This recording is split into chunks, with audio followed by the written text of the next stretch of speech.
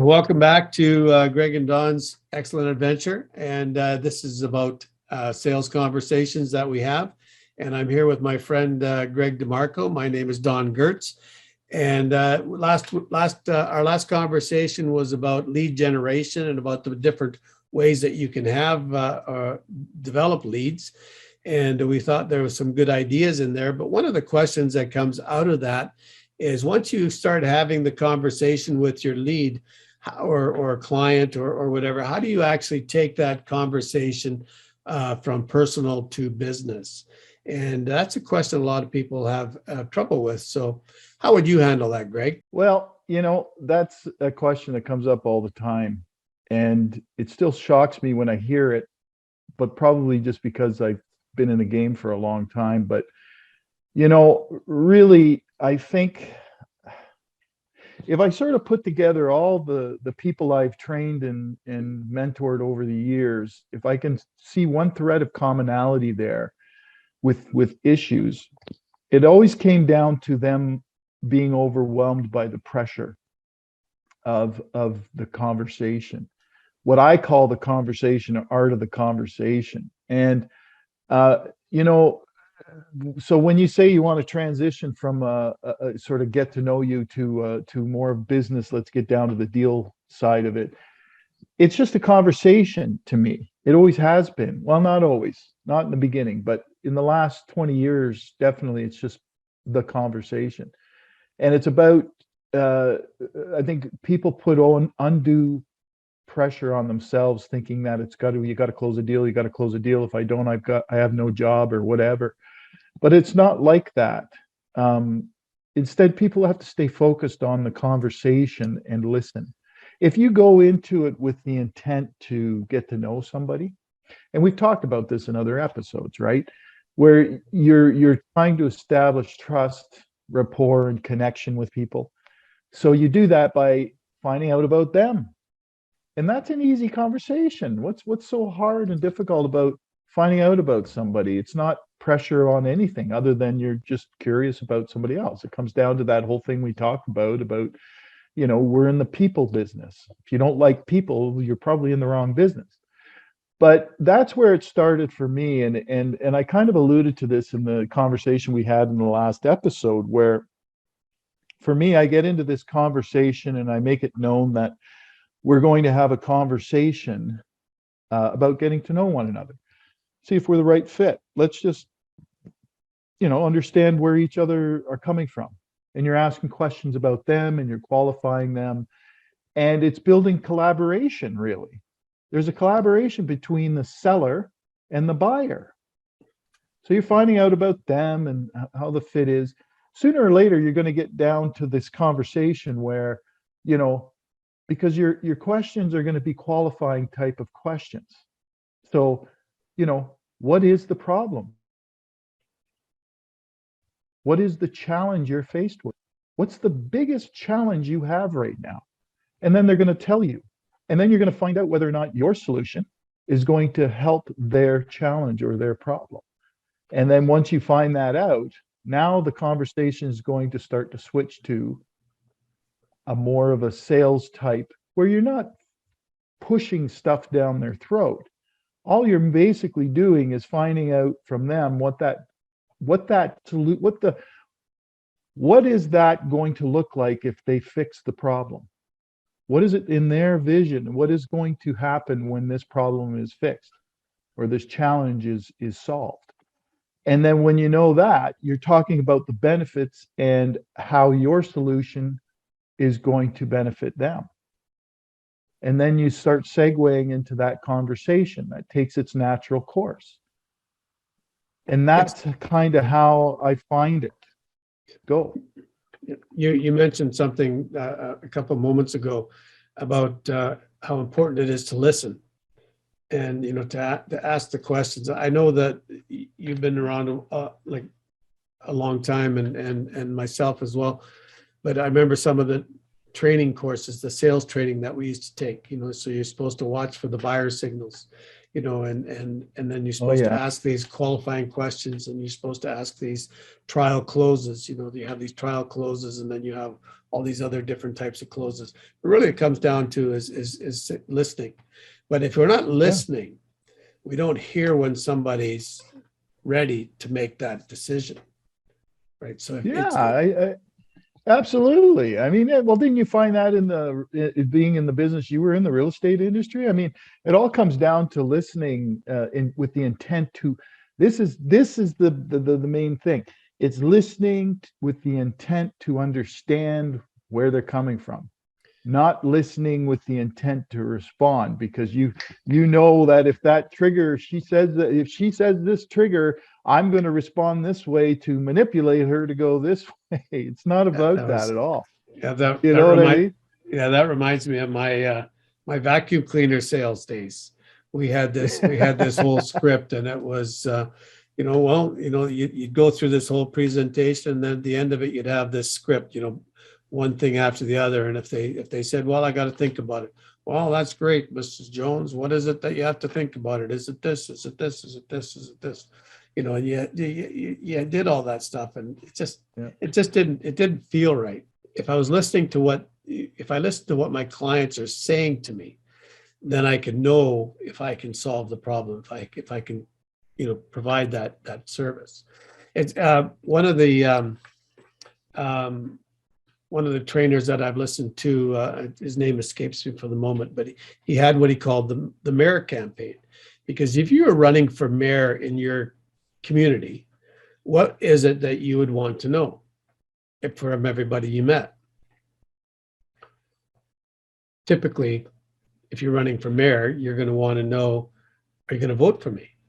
Right. So one of the hard questions, one of the hard conversations that we have to have with some of the people that we know is, number one, do they have somebody else that they consider to be, in our business, in my business, real estate? Do you have somebody that do you have somebody that that's a realtor that would, that you would use or recommend? And if the answer is yes, then that's a short conversation. If the answer is no, then you could say, well, would you mind, could I be that person?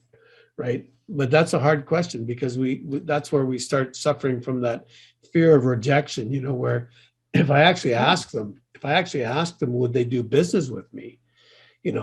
That's kind of like, what if they say no? Well, that's a really good point you just made. But I mean, the problem I see with that, of course, is that I would never ask a question like that unless I built some kind of trust or rapport with them first, right? Yeah. I mean, but that's what it comes down to. I think what happens with a lot of salespeople, if we're just talking about salespeople, is they go in thinking that they have to make a sale. Therefore, they're already sabotaging the conversation, because it's more centered around themselves being selfish than it is about the buyer who needs something because they have a pain that they need to solve. And that's something that is really important.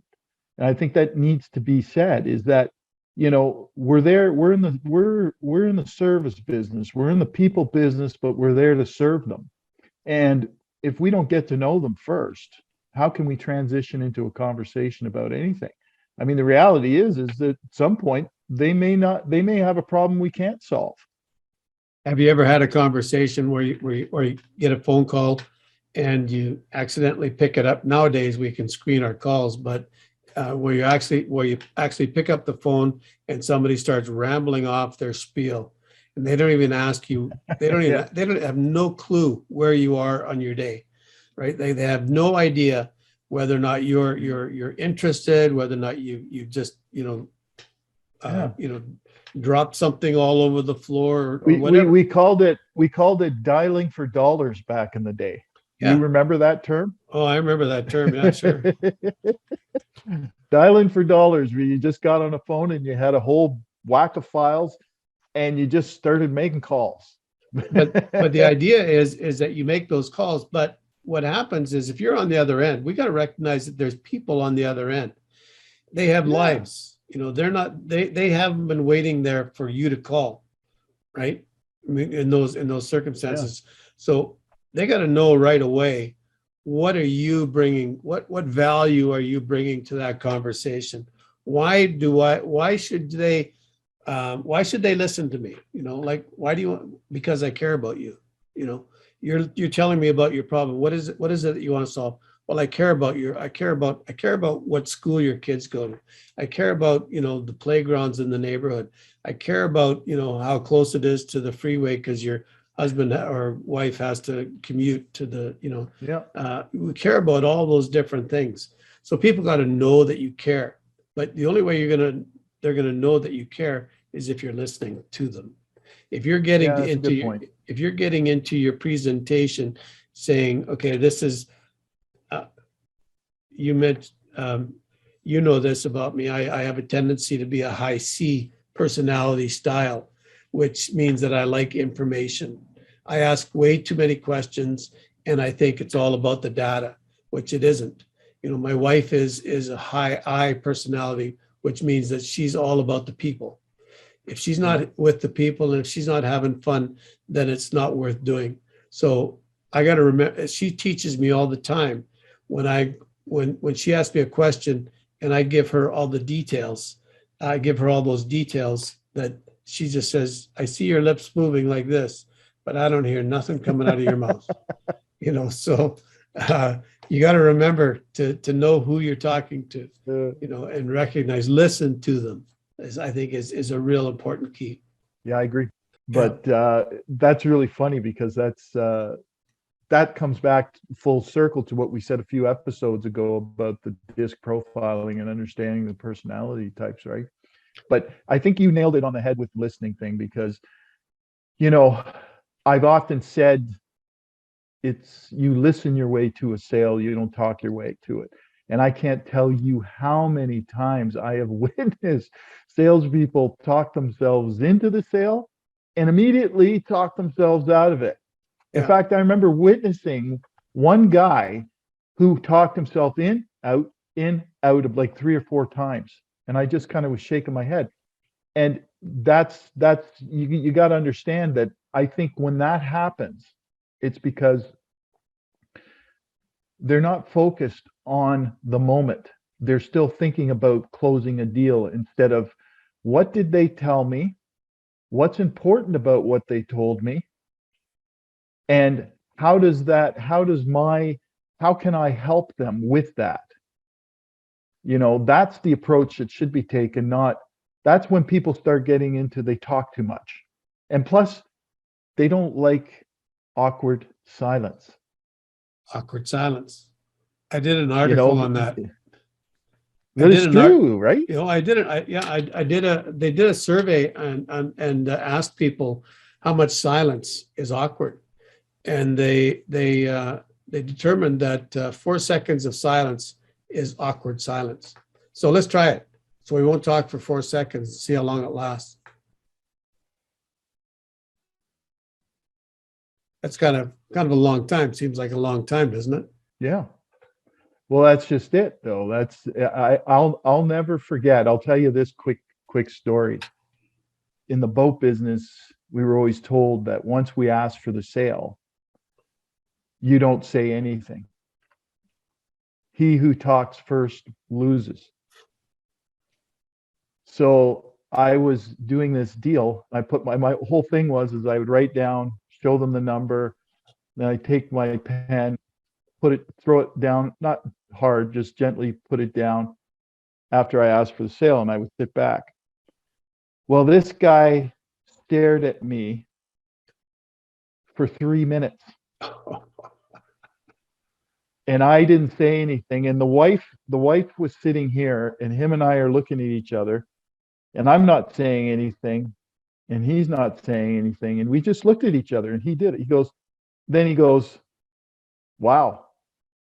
He goes, I'd heard that's a tactic that you sales guys use to get a deal. The first guy who talks loses kind of thing.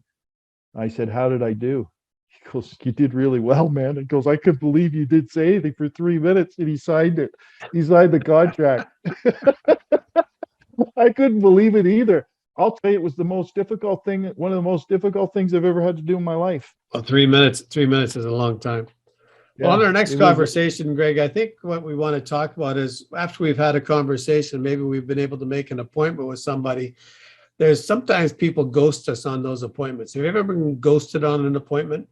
And so let's talk a little bit about how to overcome that idea of ghosting. So I want to thank you, Greg, and I want to thank you viewers for watching this. And I hope that it's been entertaining and you've maybe learned something and maybe encourage you to think about developing different systems to help you with your conversations. And we'll talk to you next time. So have a great day. This is Don Thanks, and everyone. Greg's. This is Don and Greg's Excellent Adventure this time, because last time it was Greg and Don's Excellent Adventure. So anyway, There you go. we'll figure out which it is. So there we go. So thank you very much.